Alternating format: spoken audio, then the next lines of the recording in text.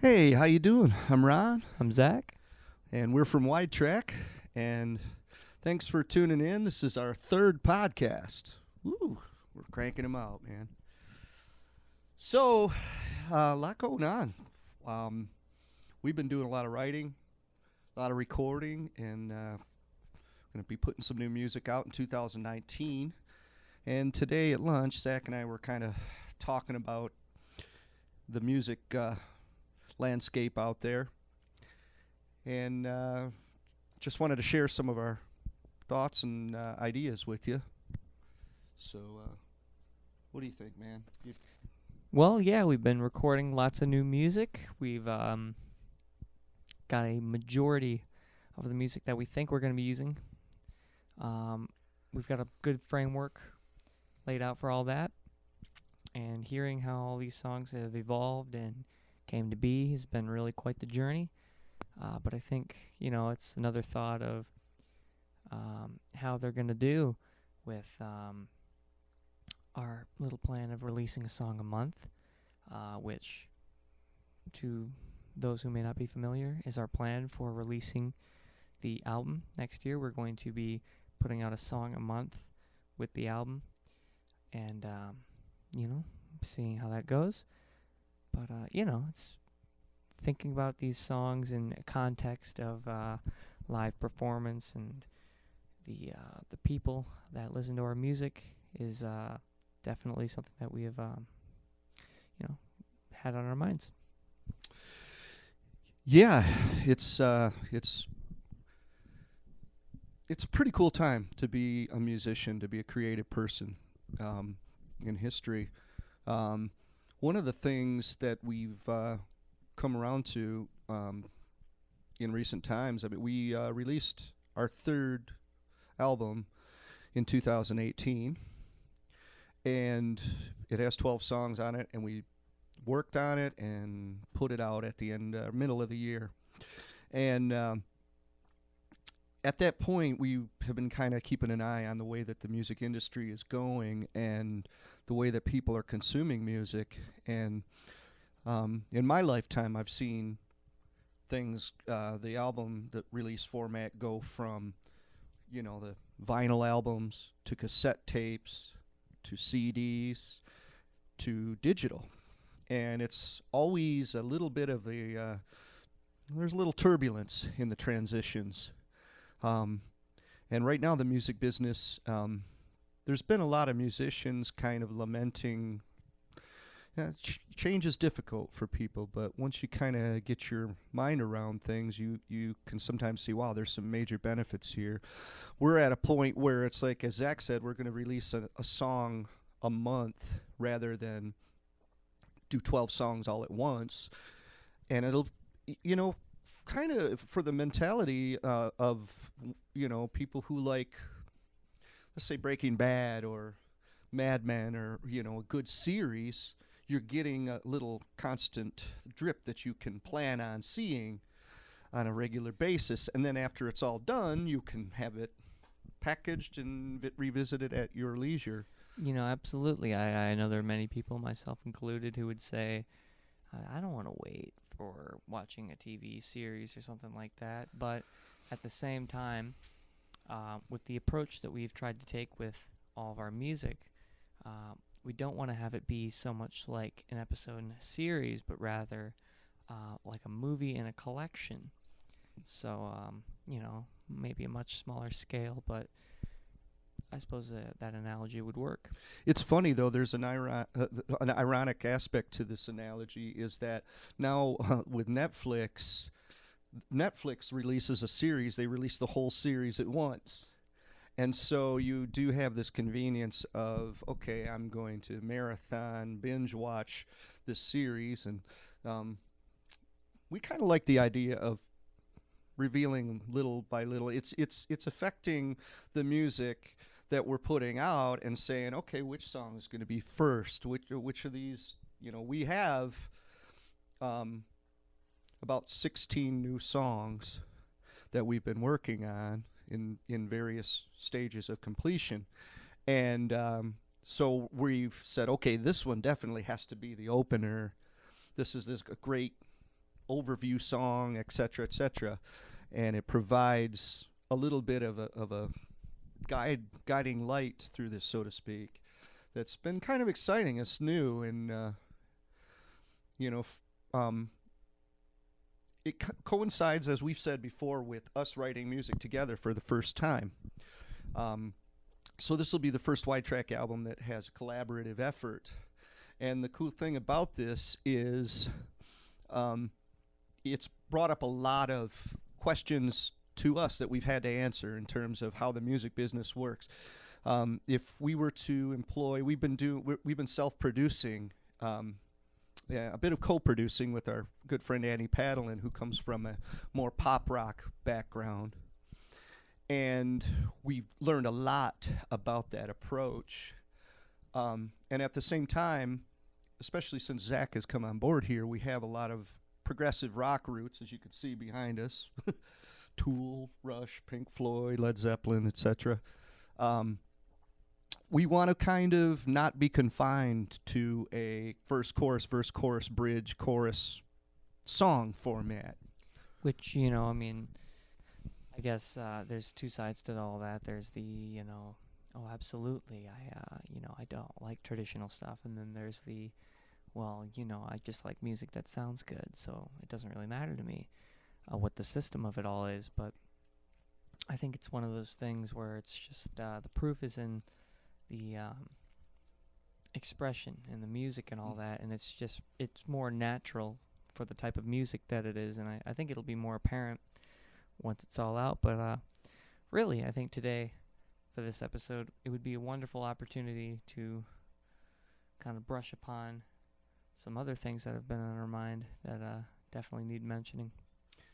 Well, this is like we were talking earlier today at lunch about there's two kinds of music listener that in roughly, I mean, obviously there's different degrees of this, but there's those who favor familiarity, you know, things that they can get their heads around, that they're familiar. Which, to be fair, you know, I suppose no one would want to admit that, but it's really, it's not that type of thing at all. It's more of just a overall, like, you know, liking music that you grew up with, or liking music that's within the genre that you love and all that. And it's, you know, it's ultimately you will listen to more music that really moves you rather than stuff that, you know, is only partial to you, and that is really a good thing in a lot of ways. But at the same time, on the other end, there are people who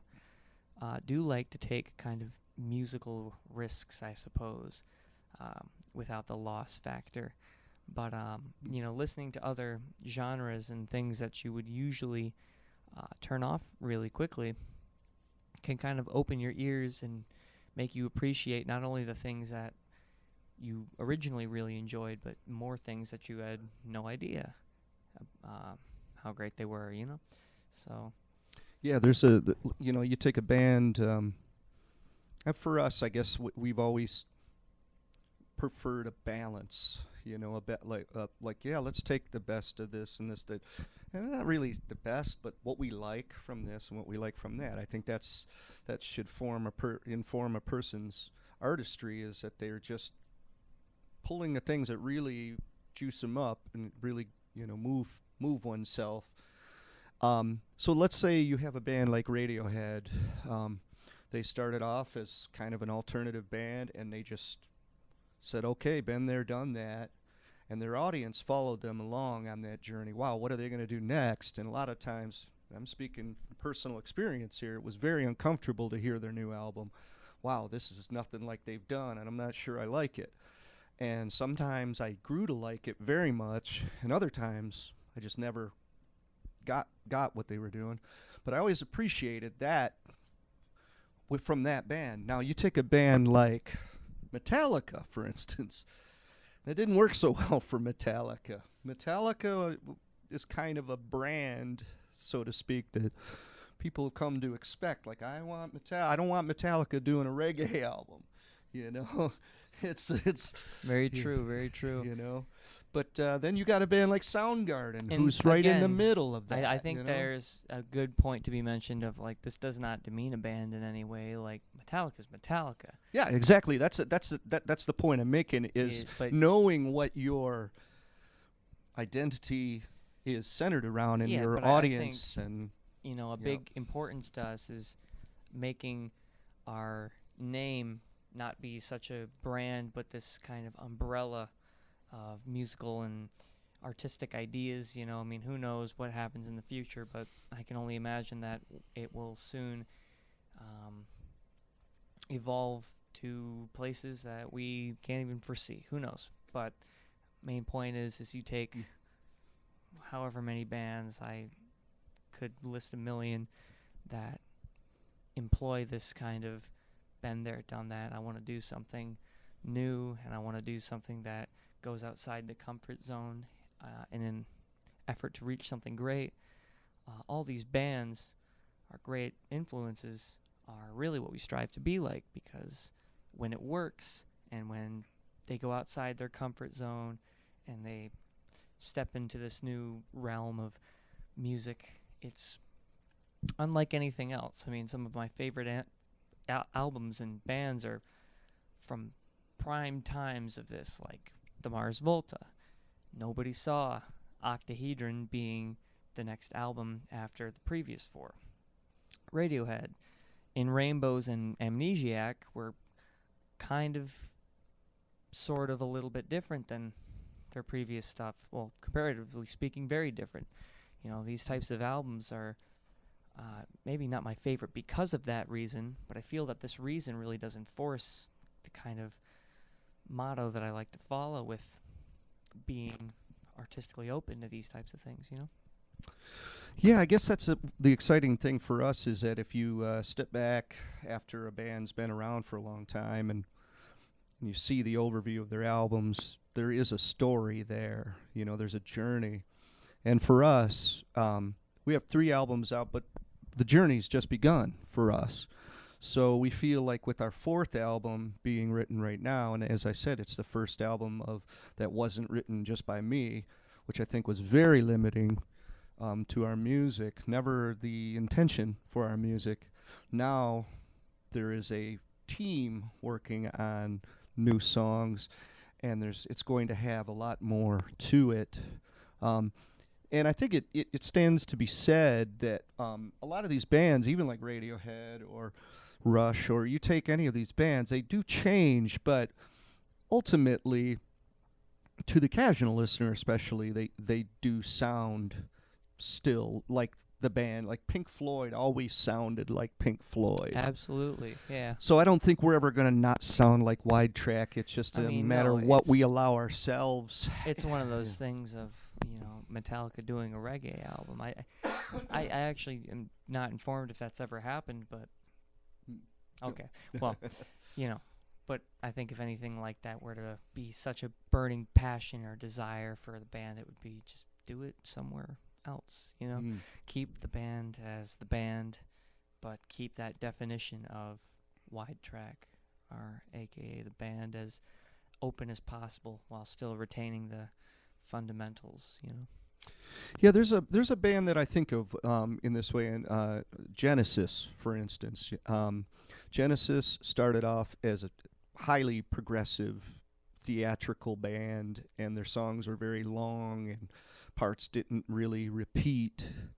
And throughout the years, they changed singers, and they got more and more commercial until 10 or so albums into their career, they just hit the mega top 40 total pop commercial market in the 80s. And there's a certain respect that I have for that because they came by it honestly. They developed into a pop band.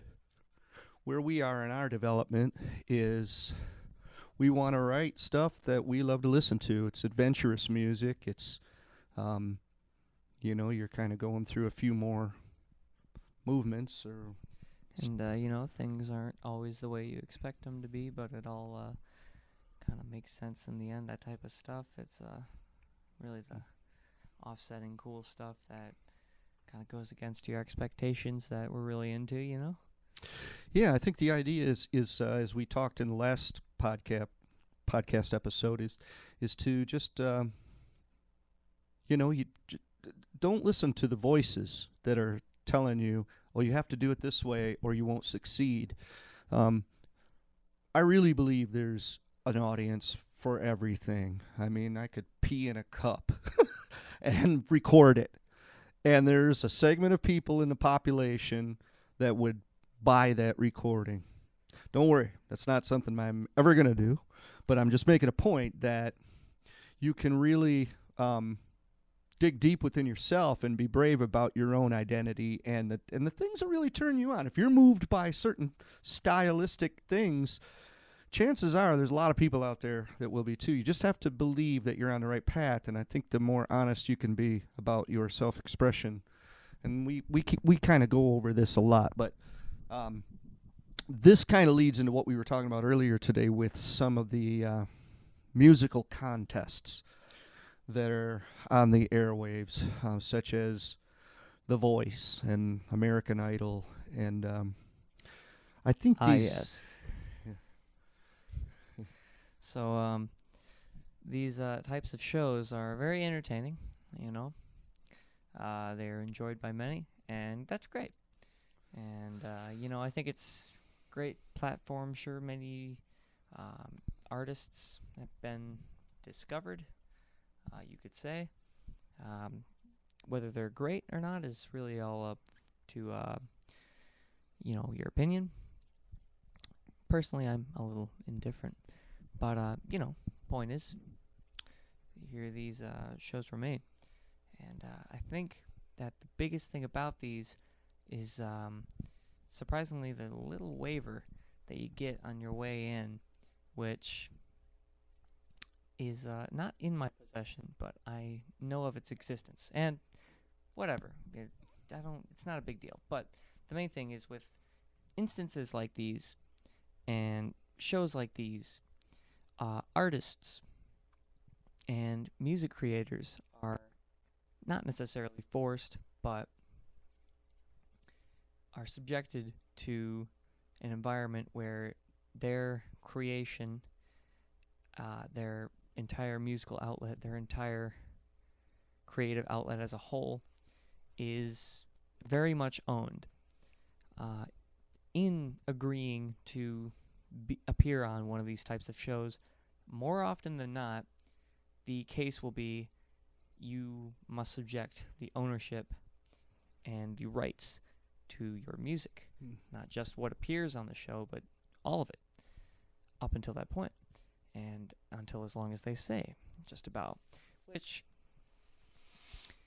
that among not being able to make any comments on social media without prior supervision, it's creepy, but if you sign a waiver and you agree to this, it's understandable. You don't want somebody with truly malicious intentions to slander you on your show, but it's one of these things where it's taken to a bit of an extreme, and I resent that mentality of the ownership of another person's musical, outlet and having their unquantifiable art and creation being set to a little number. It's it's a little bit.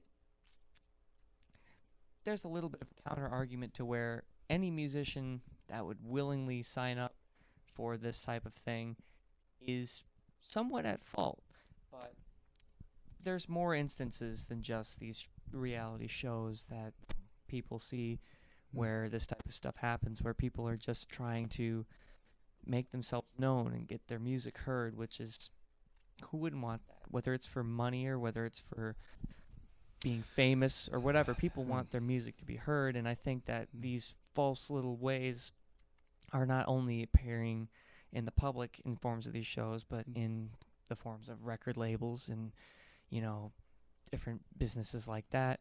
And I think it's worthwhile to mention that these are very much the enemy in our cases because they restrict the sort of artistic freedom that we so very much value, and among other things. And, I think that we should all strive to be part of a collective musical society where there's not so much pattern and reliable repetition to what's played on the radio, but truly a more equal form of, media to be given out to people. For instance, if somebody writes a better song but they don't look as good, should it really be the deciding factor on if their song is played more? I mean, it's a song, it's a piece of music. I understand a lot of the times, but I think that it should be the goal of, us as music listeners, and maybe some of us as, music creators and artists to, understand that there's a lot of things like this going on and that they're important to know about so that you can make the right decisions and support the things that you truly care about. Yeah, gosh, a lot of good stuff there, man. Not to be preachy or anything. No, it's this is what these are your observations. It brings up a very important thing to me, and this goes back as far as you can see when you say that some people are just trying to get known. Many times in my life as a musician, I've seen and talked to people who are further up on the food chain than myself, and there's this idea that musicians say, I just have to sell out a little bit in the beginning, and then I'll make it, quote unquote. And then once I do, I can do whatever I want. And I think this is an extremely corrosive mentality to art and creative honesty.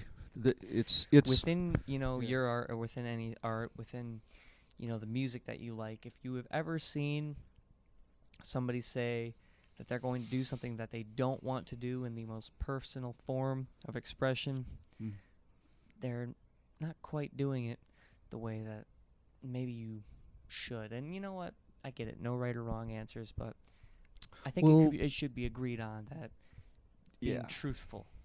This is right now what I'm seeing with these shows is the idea, and this is every what I would call an authority on music business in the modern age says there's top of their list myths of the music industry. The number one is that somebody is going to scoop you up and you will make it. And all of a sudden you're going from here, you're going from rags to riches. There is a rags to riches mentality, especially in America, where it's what you take it from the lottery. You take it from... It's so pervasive. And in the music industry, it's like, if I go on one of these shows, all I got to do is have somebody see how great I am, and then they will take me to the place where all the stars are, and I'll have a big career.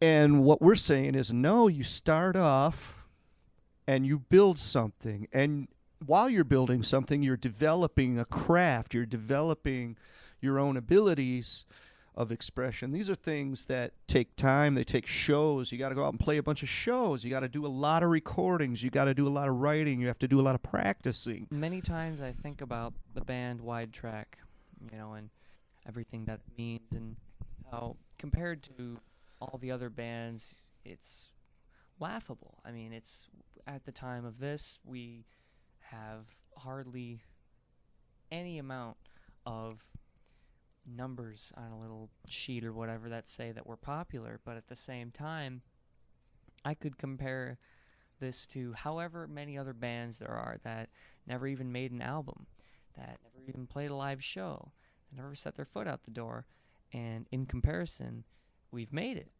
and we've truly ascended and climbed the mountain, and now the hard part is over.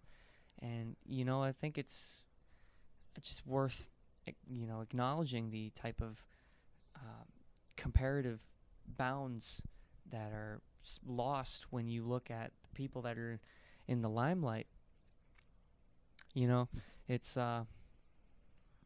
it takes some perspective sometimes to realize that sometimes you're a lot farther along than you think that you have always been.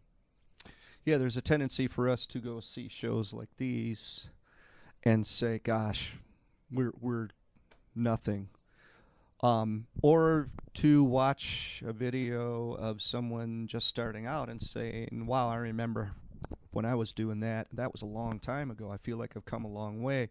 Ultimately, the gauge for us is we're not measuring it so much as just the journey. You know, Absolutely, the journey you is know, what we're interested in. yeah, the value of what we do to us isn't by the popularity or the amount of times it's been listened to. I almost feel like a slimy reptilian creature speaking of that, but it's really just about connecting with people along the way and, you know, using these types of numbers as a way of saying this is how many people have been potentially, you know, had a thought in their head that, you know, came from listening to our music. And that's one of the greatest feelings on earth, you know. And maybe it's selfish, but at the same time, I think that if you can be inspired by something, then, you know, is it not valuable? Yeah, And, that's our main goal is to inspire. Yes. And of course, all these things. Yes. And at the same time, I think one of the most inspiring things about it is trying to be as truthful as possible. Everybody wants to feel, well, I mean, and when I say everybody, obviously that's whatever, but generally speaking, people like to feel that they matter.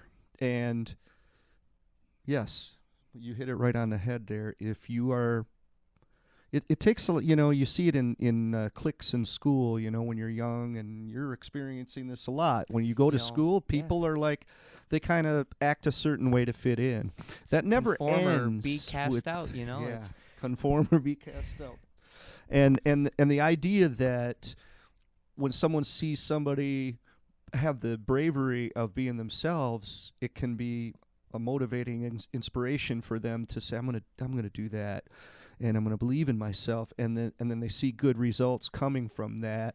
We feel that's the ripple effect that we want to take part in for the world. And, you know, doing this together as father and son, it's like these are things like I want my son to see that, hey, you never arrive at this. You're always going to want to affect this change in the world, and it's not a process of, hey, watch me and watch what I've done. It's like this is an ongoing journey towards, are we making this a better place or a worse place, or are we not doing anything? And, you know, it's, you want to feel like your footprint on this world means something, and it for it to mean something has to mean something to other people. You know, of course. And, you know, I think this is perfectly great, but there's another side to this, or the counter argument, you could say. You know, what if it's not so much of a big deal and it's just the type of music you like listening to? You know, and it's like, perfect. It fits in as well. It's like, if it's some part of your day, then it's some part that brings you enjoyment that is equally as valuable as somebody who goes on and picks up something that they left behind, or is inspired to do something that they wouldn't have done anyways. It's all equally as valuable to us to see people gaining something. Yeah, if we as selfish as music. We can get so caught up in this has to be meaningful and this has to be deep and profound, but there's a certain danger in that as well. And so for us, as we talk about, well, we don't want to do pop songs, we want to do progressive songs. Actually, for us, there is no, it has to be like this. I think the biggest thing and the only definite thing I could really say is that we like have a lot of balance in what we do, and you know, maybe tip the scale to our personal preferences on music. But in terms of the style in which it's executed. I think the best way to go about it is taking as many elements as you can from all the great things that you enjoy and not relying on picking a side and doing what's been done before, you know? Yeah, some people like the beat, some people like the lyrics, some people like the melody. Take whatever really gets your blood moving, and that's, for us it's like, well, hey, our music is not just for people who like the lyrics. It's not just for people who like the guitars. It's take what you want from it or nothing, Maybe you will find bands who you enjoy because you feel like every single part of them, from each instrument to the way that the song's arranged, is just as it needs to be, and it's all carefully, maybe not carefully, but it's all, in a sense, planned out in a way that makes it all fit together, and no one section of that song or that band is ever left to suffer because of something else. And maybe that'd be pompous to say that it described us, but maybe it is one of those things where, because we are covering all the instruments that we do, we are always focused on all of them, or maybe that's something that you enjoy. Of course, it's all up to you. Yeah, it's funny because another element to all of this is how people change. And so 5 years from now, we might look back at this conversation and say, wow, you remember when we were in that place? And I think that's a healthy thing. I mean, you're honest about where you're at. There's definitely a danger of you see what your ultimate goal is, and you project yourself to that, and you say, well, this is what I'm shooting for, and nothing else will do in the meantime. But the fact is you are where you are, and you have to find a way to make that work in the moment. These albums, every album has only a handful of songs that we feel so far. We'll see what happens with the new one. But first 3 Widetrack albums, there's only a handful of songs on each one that we will think would really stand the test of time. Yeah, there are a lot of these songs have kind of like, wow, man, I feel I've outgrown that. But the cool thing is eventually maybe you come back to some of these songs and they are relevant again. And I should add that it's maybe a little weird, seeing as the new album Widetrack 3 is still very new to the majority of the people who have heard it. But not to demean any of these songs, they were all absolutely vital to the creation of this album, to the true representation of the work that was being created. So it's not like it was not worth the time and effort to make this song because we won't play it as much, or it won't be on the top of our minds or our lists in 5-10 years, but it's still equally as important as the next one, because without it, the album as a whole and the musical catalog as a whole would be incomplete. And well, that's cool about with the new songs that we're working on, and Zach's first collection of music that he's written. Coming into the band, he's kind of seen and heard this music from afar, and he's able to say, okay, I see where I fit, and I also see what I would do, and what now if you're taking me on as a partner, then you're taking me on. It isn't just I'm just going to do what you do. I'm going to do what I do. And that was something that we had to see if it worked. And it we were like, wow, what, this does work. And for me, it was so exciting because I got a writing partner, and so once that comes in, it's like you see where all these new things are coming in, and the older limitations no longer exist in some regards. And that's a major thing when that happens. Sometimes that happens by way of you grow into your abilities. Like you take a band like Soundgarden, their older first few albums, really good for what they are, but there came a point where they had played and written and toured so much that they came into this higher level of musicianship and artistry that you can only come into by doing it 10,000 hours or more, as the formula out there says. and if you're lucky and you're really working at it, you come to a new level. And sometimes that just happens within a musician. More often, it happens within bands, or bands just their symbiotic relationship really catches heat, and they get into what most bands have is a streak of albums that is their best work. Now, hopefully, we'll be able to sustain that, but Who knows? who knows? So, I mean, Anyhow, to just conclude, yes. I would like to say that I think our main message evolves, but it keeps this core of do not lie to yourself. See, I've started to think maybe, lie to other people. Say that you're a pop band, but do your own thing just so that, you capture it on the audience. Whatever, cool. But when you lie to yourself and you don't play music for the sake of enjoying it, it's time to take a step back, which, thankfully, I think many people don't ever really struggle with that point until they know it within themselves enough to not necessarily need advice such as this from some snarky little 14-year-old. But hey, enough. We really hope you enjoyed. And any sort of standard information to cover? Well, I just want to go back to just one point for one quick second, yes, if I of course, can, about absolutely.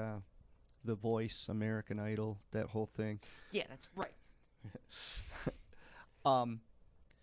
Now, we've talked a lot about the 90s and the 70s as being two eras of music that we very much like. And I think what we really enjoy about them is the richness of diversity and the less restrictions, the less generic musical landscape that existed in those 'Cause times. The best thing is it was commercially cool to be different Yes. and all that. So it was Yes. Now things have wasn't been even a much fight. more compressed into a narrower, here's how you are successful. And for us, this is a guiding principle for us. And so that's when we criticize these shows.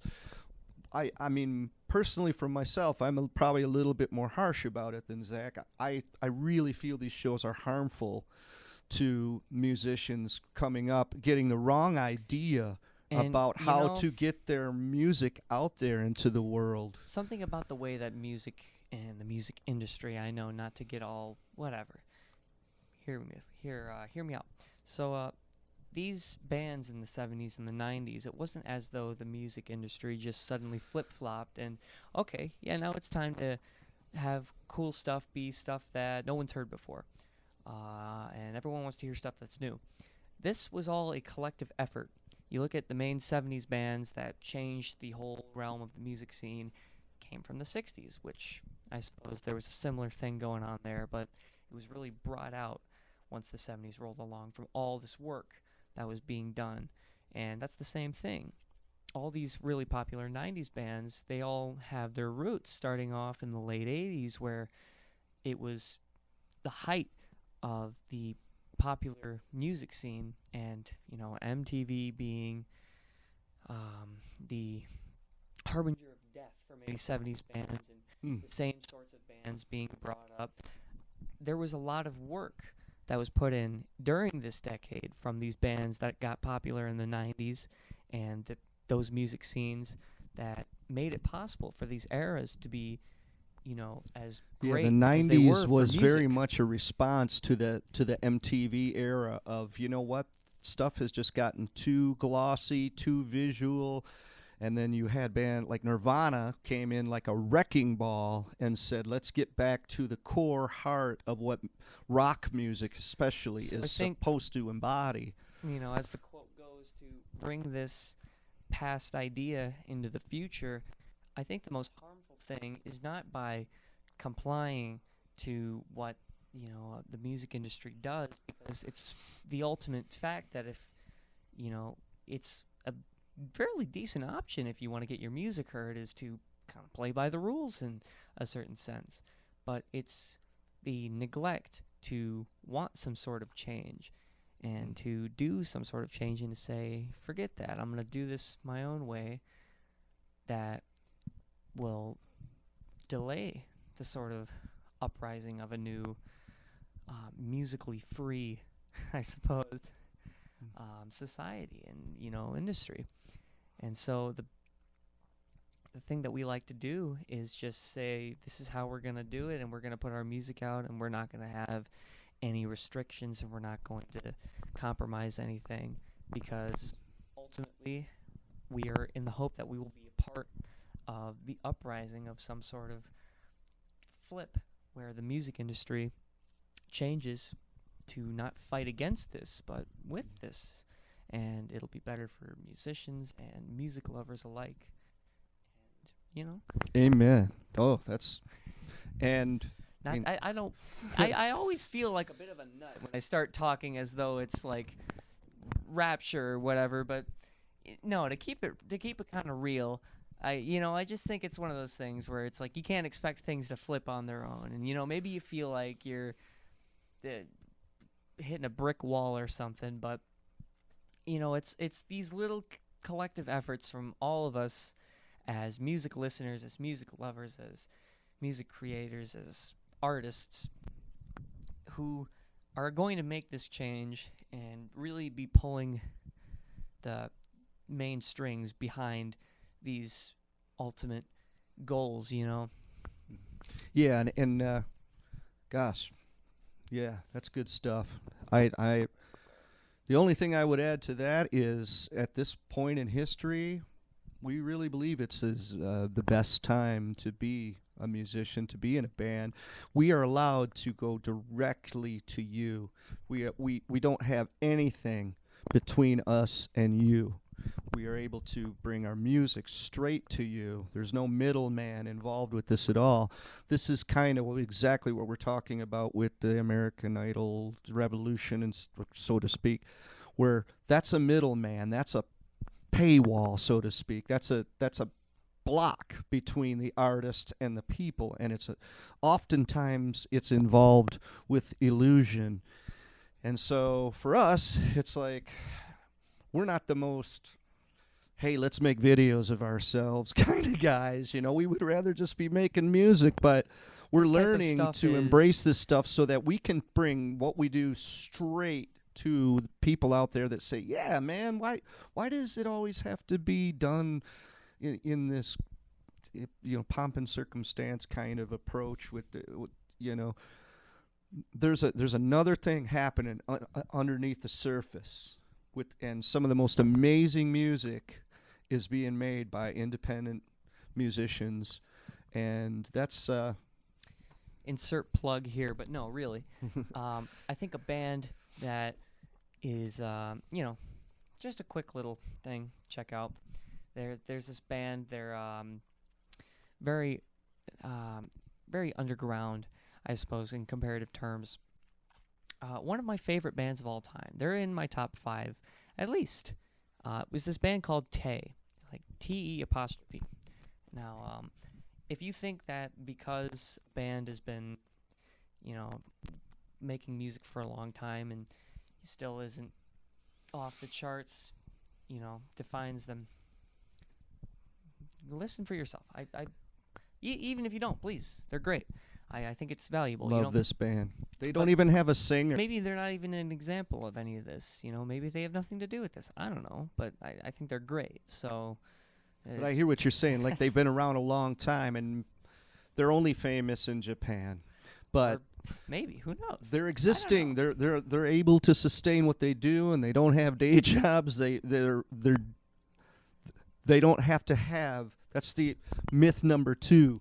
You don't have to be a mega star to be a successful creative type. And it's just, I feel like if there's any other influence that we could draw upon, it would be one that's down to earth, and maybe they're not down to earth. I have no idea, but they certainly seem like it. So, anyways, not to go off on a tangent.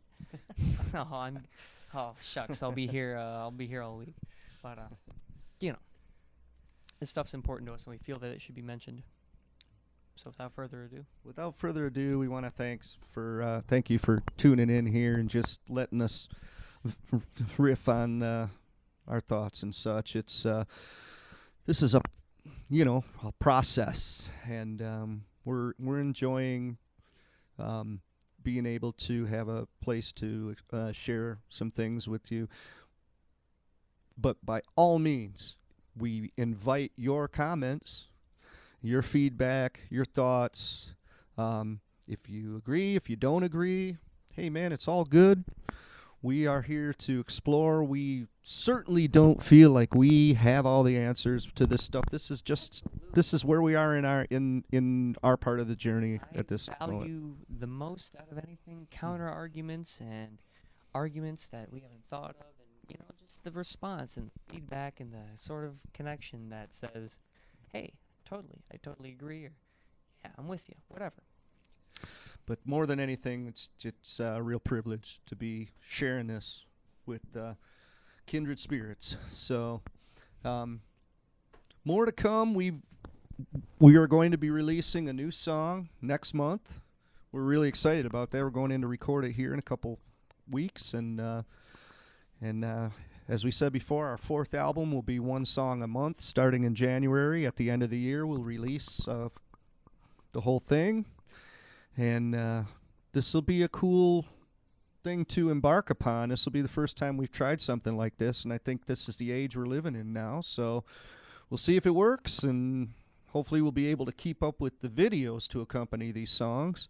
And live shows. We're finally going to get out and play some live shows. And for those who can't make it out to where we are, we will be broadcasting these shows live. So in the meantime, thank you for being here, and stay in touch. Hit us up. Let us know what you're thinking about and what you're listening to and what you're digging. And you got anything you want to close with? I'll let you do the honors. Keep on rocking.